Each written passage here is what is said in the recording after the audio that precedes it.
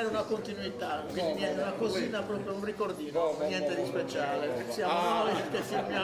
che firmiamo l'atto, che insomma che è una cosa che credo che sia per continuare, facciamo le tappe. Importante assai, pensiamo che queste isole sono vicine, di vera dal punto di vista geografico, ma di noi sono popoli amici di poi secoli e secoli e non hanno mica lavorato assai di poi anni e anni,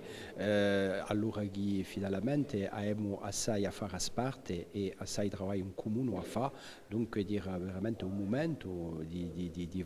darci un quadro per lavorare e su quadro di consulta che lo creiamo oggi.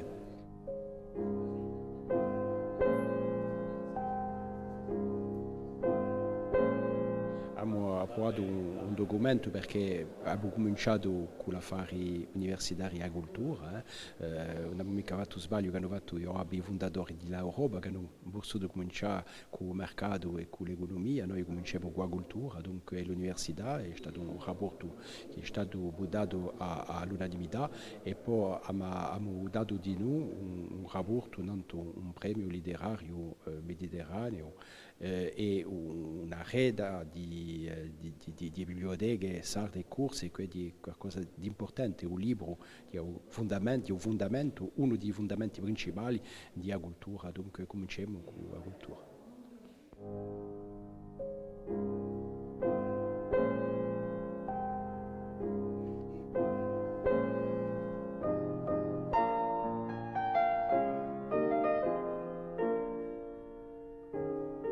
Devo dire che siamo pienamente soddisfatti del lavoro che abbiamo fatto, che stiamo facendo oggi, e finalmente l'insediamento e l'approvazione del regolamento, ma subito siamo entrati su temi importanti. Abbiamo deciso di dare priorità agli aspetti della cultura e della formazione e quindi abbiamo invitato i rettori delle università di Sassari di Cagliari e quella di Corte a confrontarsi. È stato approvato già un primo documento che riguarda proprio i temi della cultura e della cooperazione universitaria. È evidente che tutto questo ragionamento sta dentro il tema più ampio dell'insularità, delle difficoltà che hanno le nostre isole, che derivano proprio da questa logica, ma noi siamo convinti che proprio nella qualità della formazione, nell'incremento della qualità stia il futuro delle nostre isole. Per questo abbiamo voluto iniziare forse anche in maniera un po' anomala con questo tema, che riteniamo invece essere forte, identitario e qualificante.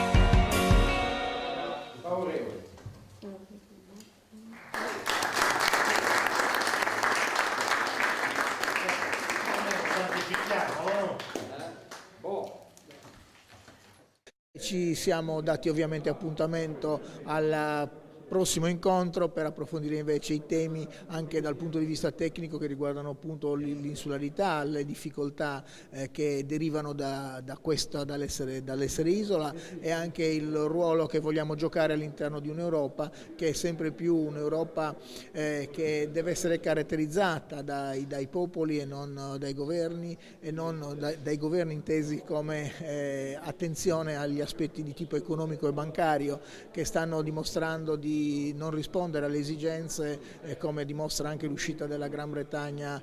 di recente. Quindi bisogna ricreare una identità europea in cui ci si riconoscono i popoli, garantendo anche quelle pulsioni, quelle forze che stanno crescendo verso l'autodeterminazione e l'indipendenza dei popoli che sono presenti e forti in Europa e con i quali da sempre tradizionalmente con questi popoli abbiamo rapporti. Questo non significa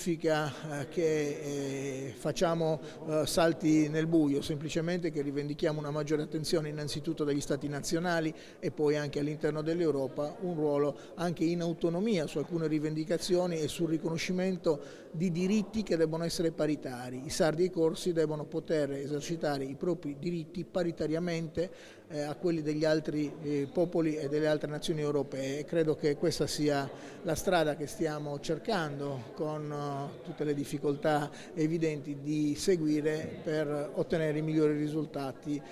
da qui al breve termine, ma soprattutto in una prospettiva futura anche di lunga durata.